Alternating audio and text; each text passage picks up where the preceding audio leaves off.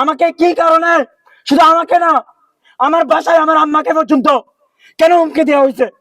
কেন আমার ছোট ভাই ঢাকা বিশ্ববিদ্যালয় করে, ওকে কেন হুমকি দেওয়া হয়েছে? আমার ভাইয়ের সাথে আমার সম্পর্ক কেন বিচ্ছিন্ন করা হয়েছে? কি কারণে? কেউ জানেন এগুলা? এই ছাত্রলীগ কি করছে আপনারা কিছু জানেন?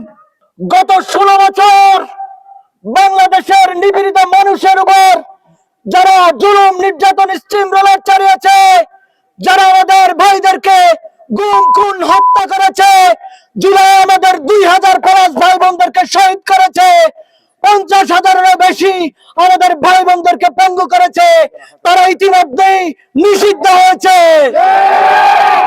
আমরা ইন্টারিম গভর্নমেন্টকে ধন্যবাদ জানাই এবং কোন ছল চাতুরি না করে পরবর্তীতে যেন আওয়ামী লীগের রাজনীতি করার অধিকার ক্ষুণ্ণ করে আওয়ামী লীগের নিষিদ্ধ ঘোষণা করা হয়।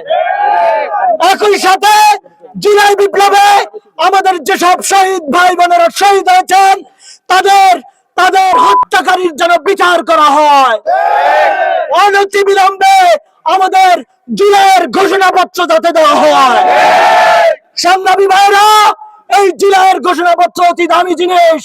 যদি এই জুলাইয়ের ঘোষণাপত্র আমরা আদায় করতে না পারি তাহলে আমাদের শহীদদেরকে সন্ত্রাসী আখ্যা দেওয়া হতে পারে, আমাদের বিপ্লবীদেরকে হত্যা করা হতে পারে।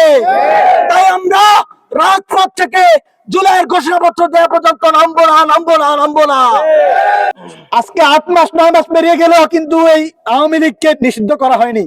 এই ক্যাম্পাসের কুখ্যাত আওয়ামী লীগ সন্ত্রাসী জহির আন্দোলনের সময় আমাকে হুমকি দিয়েছিল, তুই ক্যাম্পাসে কিভাবে ঢুকুইস, বিপদে আপদে তোর সাথে দেখা হবে, তোকে একবার ছিঁড়ে ফেলবো এভাবে বলছে। আজকে সেই জহির নাই ক্যাম্পাসে, কিন্তু আজীবন আমৃত্যু বিপ্লবীরা এই বাংলাদেশে থাকবে এবং বাংলাদেশের ক্লান্তি লাগবে নেতৃত্ব দিয়ে এই বাংলাদেশকে সমস্ত বিপদ থেকে রক্ষা করবে ইনশাআল্লাহ।